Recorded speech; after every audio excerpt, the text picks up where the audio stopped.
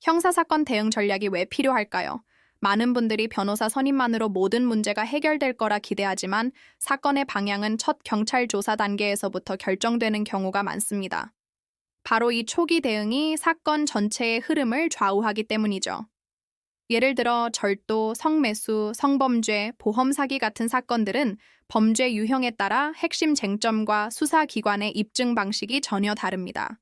그래서 저희는 수사 초기부터 기소 가능성, 양형에 영향을 줄 변수, 추가 수사가 이루어질지 여부까지 여러 시나리오를 만들어 대비합니다.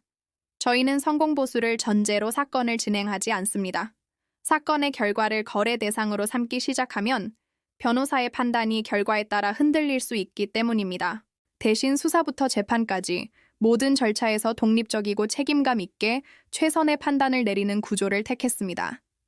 상담 때 발생한 비용이 선임 시 중복되지 않도록 조정하고 형식적인 착수금만으로 사건을 맡는 방식은 지향합니다.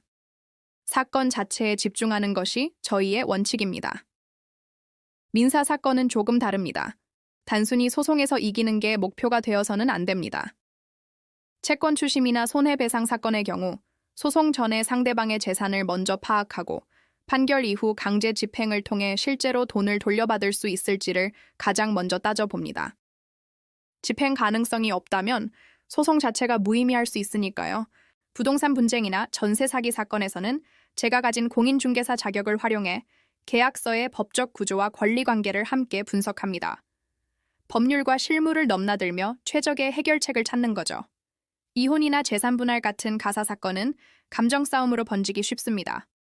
하지만 저희는 당장의 감정적 대응보다는 이후 수십 년간 이어질 관계와 분쟁 가능성까지 고려해 장기적인 관점에서 사건을 설계합니다. 학교폭력이나 군인 징계, 행정소송처럼 절차적 특수성이 강한 사건들도 마찬가지입니다. 각 사건의 유형에 맞는 맞춤형 대응 구조가 반드시 필요합니다. 변호사인 제가 상담부터 조사 참여, 재판, 그리고 마지막 집행 단계까지 모든 과정을 직접 챙기는 것을 원칙으로 합니다. 사건 진행 상황은 사무직원을 거치지 않고 저와 직접 소통하시게 됩니다. 2024년 법률사무소를 연 이후 지금까지 사건 처리와 관련해 단 한 건의 분쟁도 없었던 이유는 과장된 약속 대신 현실적인 해결책을 제시하며 쌓아온 신뢰 덕분이라고 생각합니다. 이러한 기준으로 형사, 민사, 가사, 행정사건 전반을 전문적으로 다루는 곳이 바로 법률사무소 아신입니다. 감사합니다.